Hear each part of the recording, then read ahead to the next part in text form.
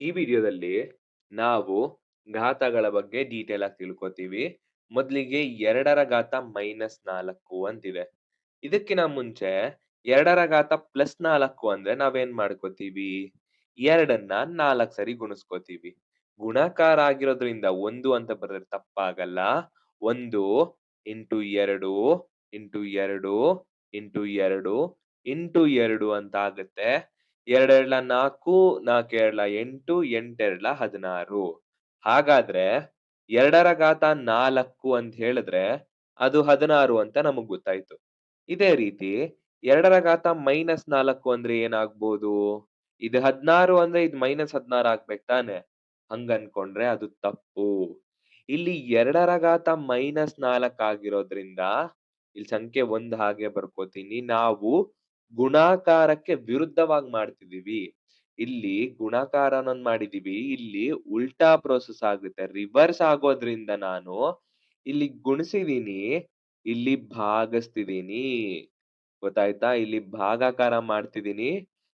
ಅಥವಾ ನಾನು 1/2ನ್ನ ಗುಣಿಸ್ತಾ ಹೋಗ್ಬೋದು. 1/2ನ್ನ 4 ಸರಿ ಗುಣಿಸ್ಕೋಬಹುದು. ಭಾಗ್ಸೋದು ಅಂದ್ರೂ ಒಂದೇ, ಇಲ್ಲಿ 1/2ನ ಗುಣಿಸೋದು ಅಂದ್ರೂ ಒಂದೇ. ಇಲ್ ನೋಡಿ, ಇದರ ಅಂಶದಲ್ಲೆಲ್ಲ ಸಂಖ್ಯೆ 1 ಅನ್ನೋದಿದೆ. 1ನ್ನ ಹಾಗೆ ಬರ್ಕೊಂಡಿದೀನಿ. ಅದೇ ರೀತಿ ಇದರ ಛೇದ ನೋಡ್ದಾಗ 2ನ್ನ 4 ಸರಿ ಗುಣಿಸಿದೀವಿ. ಉತ್ತರ ಬಂದು 16. ಈಗ ನೋಡಿ, ಅಂಶನ್ ಹಾಗೆ ಇಟ್ಕೊಳ್ಳಿ. ಛೇದದಲ್ಲಿ 16 ಅನ್ನೋದಿದೆ. 16ನ್ನ ನಾನು 2ರ ಘಾತ 4 ಅಂತ ಬರ್ಕೋಬೋದಾ ಅಂದ್ರೆ ಹೌದು, ಬರ್ಕೋಬೋದು. ಹಾಗಾದ್ರೆ ಇದನ್ನ ಇನ್ನೊಂದ್ ಸರಿ ನೋಡೋಣ. 2ರ ಘಾತ -4ನ್ನ ನಾವು 1/2ರ ಘಾತ 4 ಅಂತ ಬರಿತೀವಿ.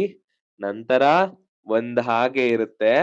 2ರ ಘಾತ 4 ಅಂದ್ರೆ 2 ಇಂಟು 2 ಇಂಟು 2 ಇಂಟು 2.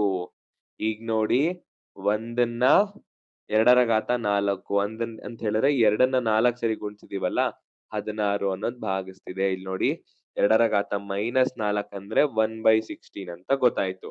ಇದೇ ರೀತಿ ಇನ್ನೊಂದು ಉದಾಹರಣೆ, 3ರ ಘಾತ -3 ಅಂದ್ರೆ 1 ಬರ್ದು ಇಲ್ಲಿ 3ರ ಘಾತ 3 ಅಂತ ಬರಿತೀವಿ.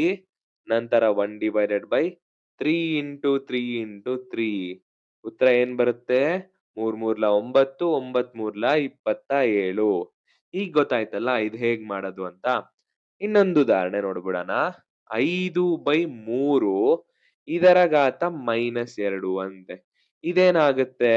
ಇದರ ಪ್ರಕಾರ ಬರೆದ್ರೆ 1 ಬರ್ದು ಇದರ ಛೇದದಲ್ಲಿ 5/3 ಬರ್ದು ಇದರ ಘಾತನ ಪಾಸಿಟಿವ್ ಮಾಡ್ಬೇಕು. ಸರಿನಾ?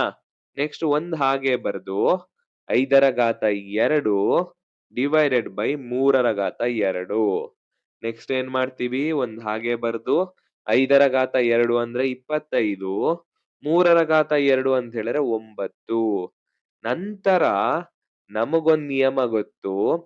ಛೇದದಲ್ಲಿ ಮತ್ತೊಂದು ಛೇದ ಇದ್ರೆ ಇದು ಅಂಶಕ್ಕೆ ಹೋಗುತ್ತೆ, ಅಥವಾ ಇದನ್ನ ರೆಸಿಪ್ರೋಕಲ್ ತಗೊಳ್ಳೋದು. ರೆಸಿಪ್ರೋಕಲ್ ಅಂದ್ರೆ ಉಲ್ಟಾ ಬರ್ಕೊಳ್ಳೋದು. ಈಗ 25/9ನ್ನ 9/25 ಅಂತ ಬರ್ಕೋತೀನಿ. ಇಲ್ಲಿ 1ರಿಂದ ಗುಣಿಸೋದ್ರಿಂದ ಇದನ್ನ 9/25 ಅಂತ ಬರಿಬೋದು. ನಂತರ 9 ಅಂದ್ರೆ ಏನಿರ್ಬೋದು ಅಂದ್ರೆ ಇಲ್ಲಿ ನೋಡಿ, 3ರ ಘಾತ 2, ನಂತರ 25 ಅಂದ್ರೆ 5ರ ಘಾತ 2. ಇದನ್ನ ಬರ್ಕೋಬಹುದು ನಾವು. 3ರ ಘಾತ 2, 5ರ ಘಾತ 2. ನಂತರ ಸಿಂಪಲ್ ಮಾಡ್ಕೋಬೇಕಂದ್ರೆ 3/5 ಇದರ ಘಾತ 2 ಅಂತ ಬರಿತೀನಿ.